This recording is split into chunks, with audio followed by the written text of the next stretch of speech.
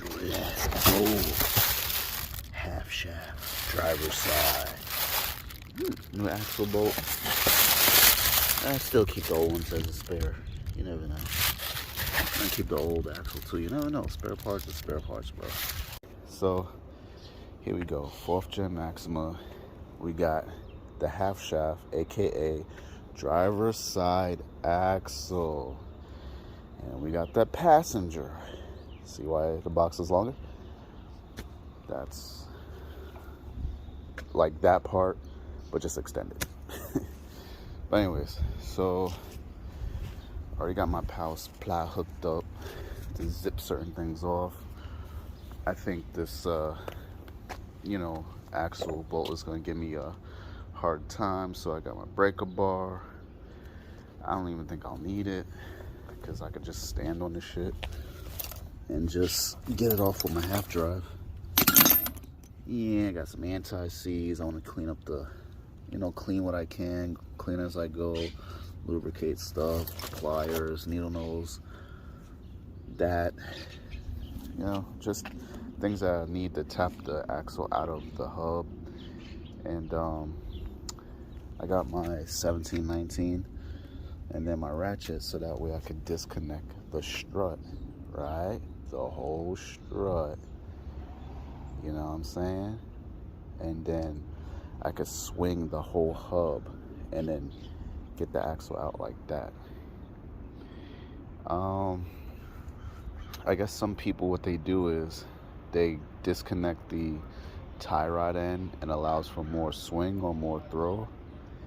And some people disconnect the stabilizer end link to let that control arm drop a little bit more, trying to get more pitch of an angle, so that way they could bend that joint and just take it out like a kind of like an elbowed arm and just take it out. Oh yeah, pay no attention to miscellaneous things. Hey, you never know what you might see, what you want to clean, what you might want to touch while you're there. The pry bar doesn't mean you'll need it. The code reader, yeah, let's check some codes on the axle. What? Nah, I'm just messing with y'all.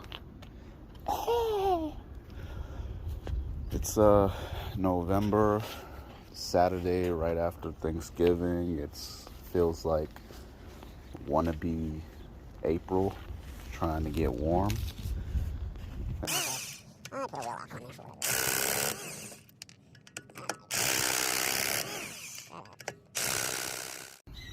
Got it ready to go. Come on, ring sheet.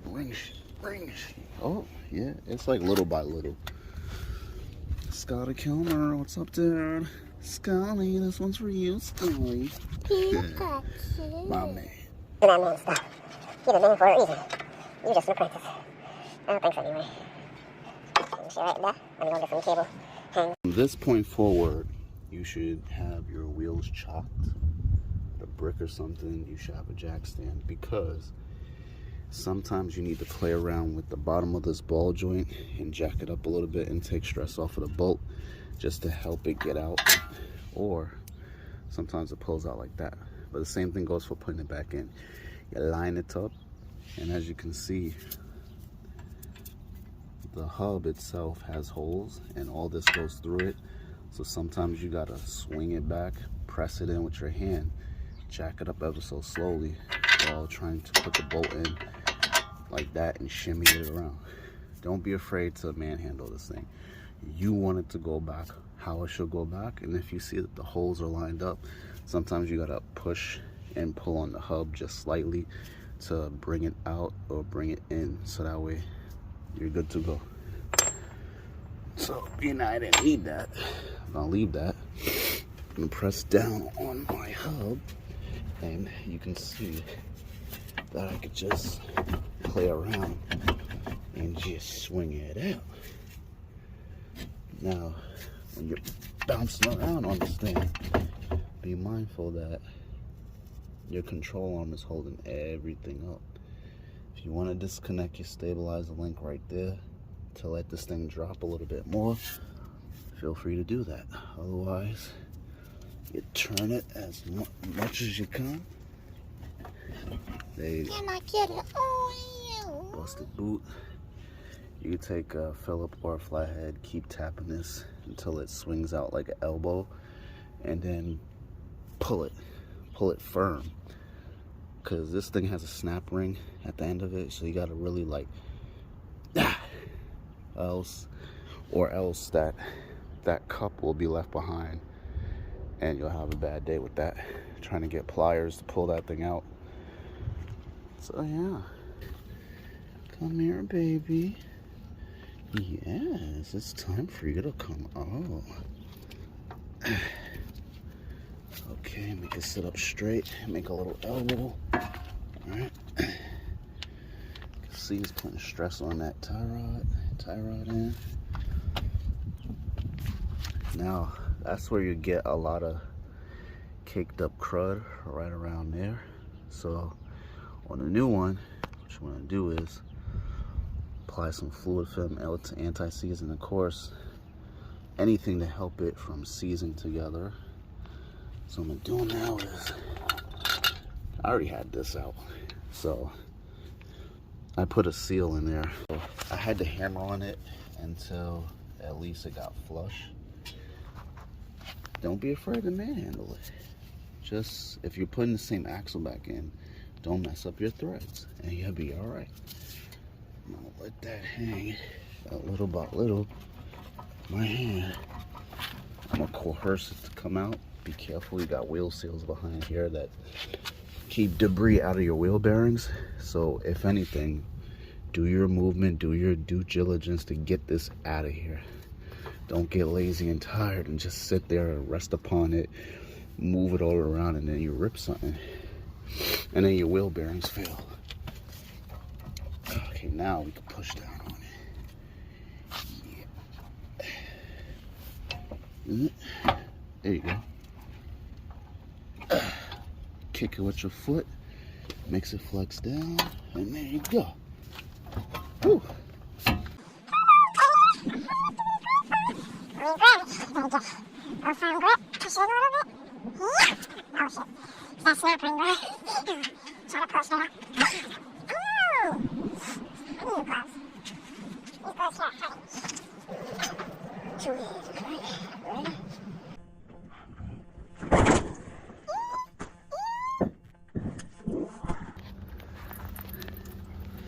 That's okay, I got a gallon's worth just sitting in a goddamn shed. Forgot all about that. Well, you saw it here first.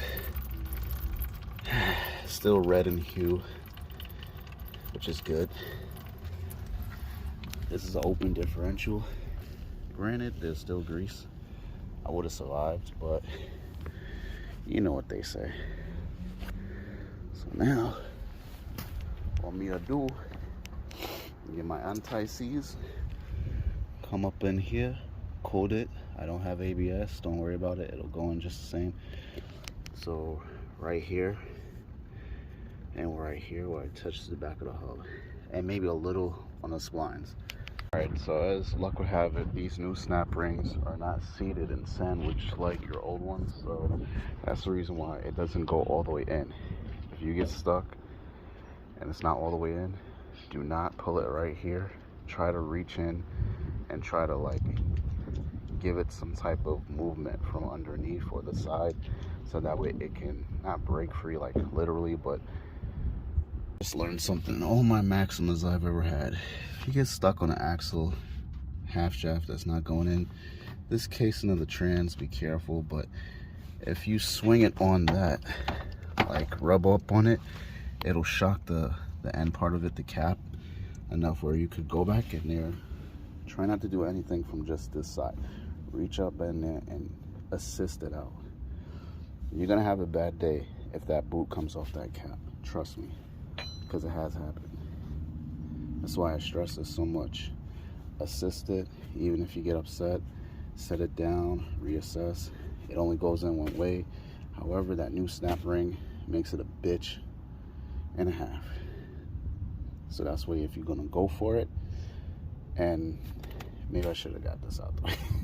Maybe I need to get some more leverage, but it's going in straight as I can get it, so it's just trial and error. And every time this thing comes out, which has been like the 4th time now, it's got trans fluid on it already. So it's just a snap ring. It just has to go in past a certain threshold, and then voila. You know what I mean? Otherwise, that's why I wanted to wait to put this damn anti-seize on, because I have to go and grab it and look. I should have seeded this first, but you know what? I tried to have trust in new parts, and certain new parts, you know you're up for it. You know it's about to give you like a half an hour of a workout. So stupid, but I feel like a bottom on way. Listen, I'm sitting on the wheel. I got everything still swing up. Now you hold this thing with 2 fucking hands. One out here at the end, and one on the inside, like right around the shaft here. Because when you line this thing up, it will hit your strut if it's still there.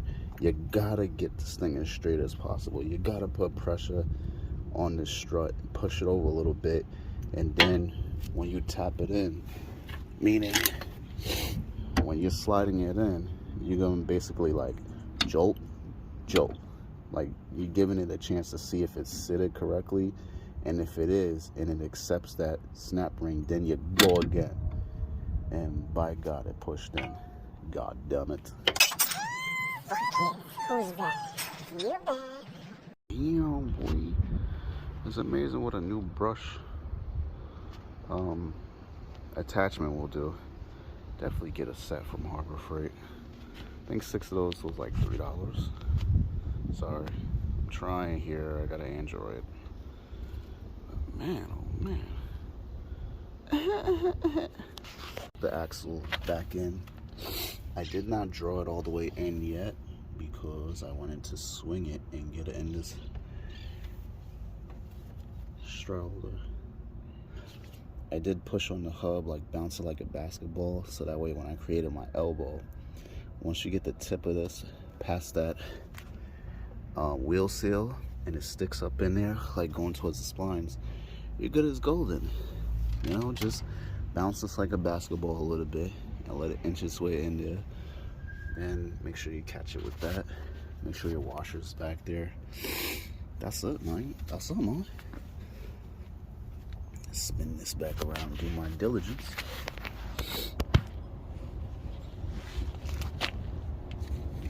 That's the reason why I put the anti-seize on there, to help with this part too. Alright. Okay, be careful of your dust shield. And you should remember what I said.